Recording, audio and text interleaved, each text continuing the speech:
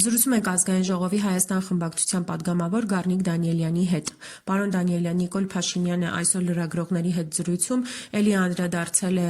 ընտրություններին, ընդդիմությանը եւ ասել է, որ որոշ ուժեր պատրաստվում են նոր սեպտեմբերյան պատերազմի,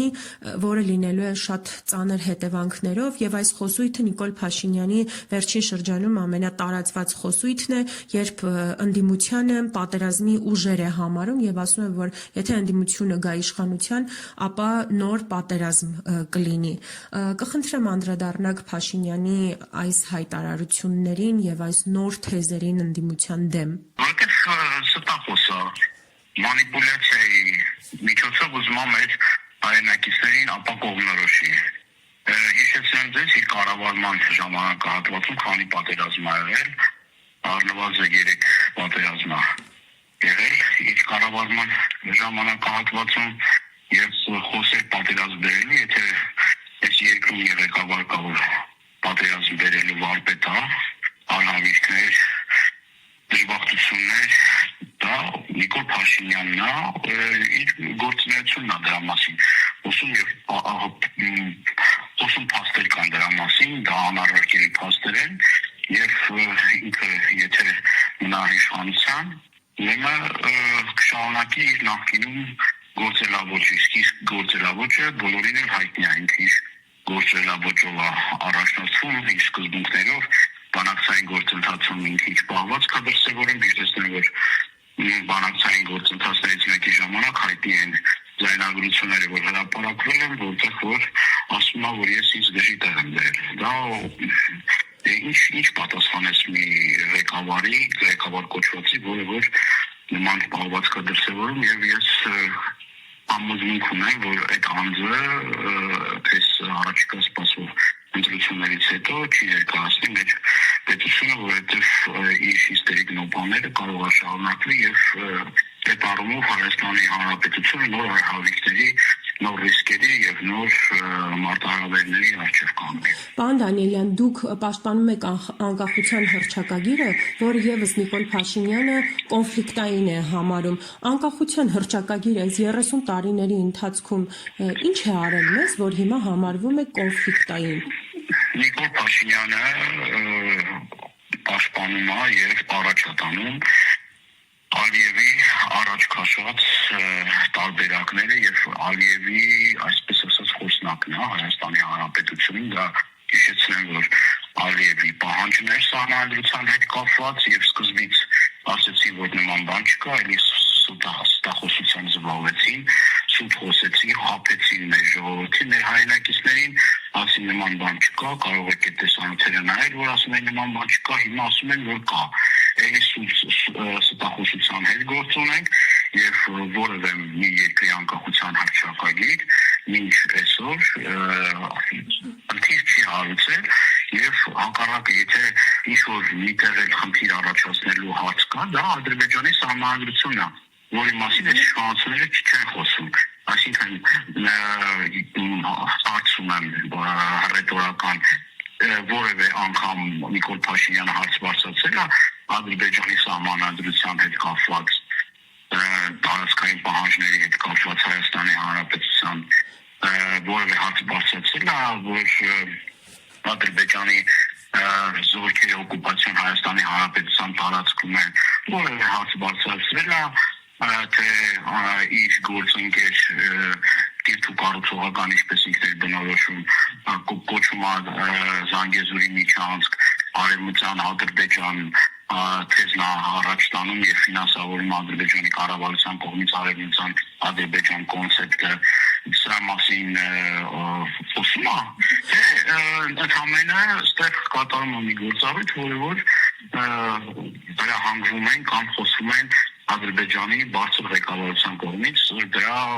նաև փաստական տվյալներ կան։ Պարոն Դանիելյան, ձեր նշած հարցերը չի բարձրացնում, բայց ինքը այլ հարցեր է բարձրաձայնում։ Օրինակ ասում է, որ պատերազմ է, երբ ասում են Արարատը դա դիվանքը մերն է։ Հիմա ինչ է ստացվում, որ մենք մեզ համար կարևոր վայրերից, տարածքներից, խորհրդանիշներից պետք է լրիվ հրաժարվենք։ Իր ասած իրական Հայաստանը դա է ենթադրում։ Իր ասած իրական Հայաստանը դա ցեղասպանության օրացումն է, մեր պատմամշակութային ժառանգությունից հրաժարվելն է, մեր ինքնությունից հրաժարվելն է, վաղը ինչ-որ կարող է ասի, որ ենթադրենք ինչ-որ մի պահի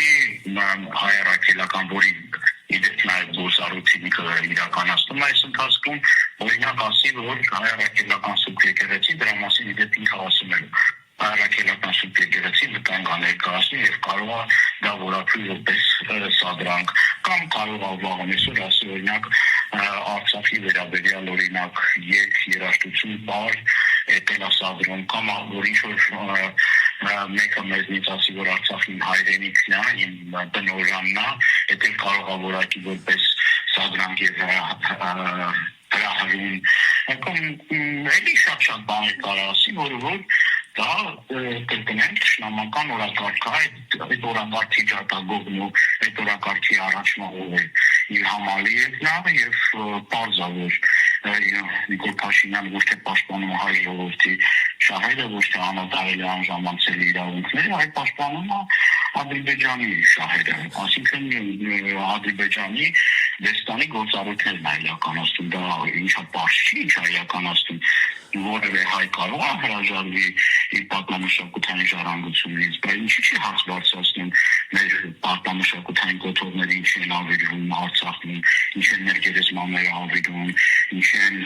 մեր եկեղեցիները ավերվում եւ այլ քողի տակ ներկայացնում մեր եկեղեցիները, մեր պատմամշակութային ժառանգությունը, այսինքն դա անառարկելի փաստեր են, որ ինչ ցանկացած հայ մարդ ինքը եթե իրեն հայ համարում, դե այդ արժեքների համար պայքարի տեսնում եք մեր խաչքարերը, տեսել եք ոնց են ոչնչացնում մեր խաչքարերը Նախիջևանում, ոնց է ժամանակին ոչնչացում, ոնց է հիմա այս ժամանակահատվածում ոչնչացվում եւ փաստացի իր այս հայտարարություններով նպաստում է այդ գործընթացի շարունակության, այսինքն ես չգիտեմ որևէ մի երկրի ղեկավար, որ այսքան վնասներ կարող է հասցնի մեր նպատակներին, մեր ծրագրերին կամ մեր անելիքներին, ինչը որ անունա ոչ բարով էս իշխանությունը, դա ավելի քան ակնհայտ է եւ ցանկացած այսօր ցանկացած մարդ, ցանկացած քաղաքացի պետք է հստակ դիրքորոշումը հայտնի ինքը ում կողմ է, ինքը կողմ է նրան, որ այս ղեկավարություն կոչված է այդ քաղաքականությունը բարի եւ հիմա արդեն բանը հասել է նրան ցեղասպանության ինստիտուտի տնօրենի գիրքը նվիրելու համար աշխատանքից հեռացում են, վաղամիսով կարող ասի ցեղասպանության եզրույթը օգտագործելու համար մենք դες քրեական պատասխանատվության ենք ենթարկում։ Իսկ իրար հարց տա ինքը որ ինչի է կողմը դրան, որ ոչ մի կապ չունի մեր ազգային եզրերի նպատակների ցանկությունների եւ մեր հայ ինքնության տեսակետ, թե մարդ որ մենք ասում ադրբեջանա-թուրքական տոնդեմի շահերը։ Եվս մեկ հարց ձեզ, այ բոլորի հետաքրքրության սահմաններում է, թե այս ֆոնին ինչ է անում ընդդիմությունը, պայքարը ավելի շուտ է սկսելու, քան ընտրությունները, թե այնուամենայնիվ ընտրությունները մնացել են միակ ճանապարհը այս իշխանությունից ազատվելու պայքարի։ Մենք ես ներկայացնում եմ այն ուժը, որը այս տարիների ընթացքում միշտ պայքարի առաջնագծում ա եղել, պայքարներ գեներացնում ա եղել, թե փողոցային պայքարում, թե առհասարակ խորհրդարանից դուրս, մենք միշտ պայքարի մեջ ենք եղել, ոչ մի վայրկյան չենք դադարել պայքարելուց եւ այդ հասցի հասցեատերը ես չեմ, մենք ընտրություններից ընտրություն չենք ակտիվանում, մենք ամենօրյա ամենժամյա ռեժիմով պայքարում ենք գործող հակահայ ռեժիմի դեմ եւ այդ պայքարը շարունակելու ենք ու ես համոզված եմ այդ պայքարը հասնելու ենք իր հաղթական ավարտին։ Նաեւ փողոցային պայքար է լինելու մինչեւ ընտրությունները, պարոն Դանիելյան։ Փողոցային պայքարն դա գործիքակազմերից մեկն է, որ պարբերաբար կիրառվում է եւս նպատակահարմարության մի քիչ ակտիվ, մի քիչ պասիվ, բայց միշտ էլ այդ պայքարը գնում է, այդ պայքարը շարունակվում է եւ որևէ մի բան մենք ոչ բացառում ենք, ոչ էլ մինչև հիմա դա մեր համար, այսպես ասած, օրակարգից դուրս երբեք չի եղել, որ ինչ-որ մի պահեր մենք անդրադառնանք, մենք կրկնում ամենօրյա մենք պայքարի մեջ ենք ինչ որ կա համանadrությամբ վերապահված մեծ իրավասությունների շրջանակներում այդ գործառույթները իրականացնել են։ Շնորհակալ եմ մեկնաբանության համար։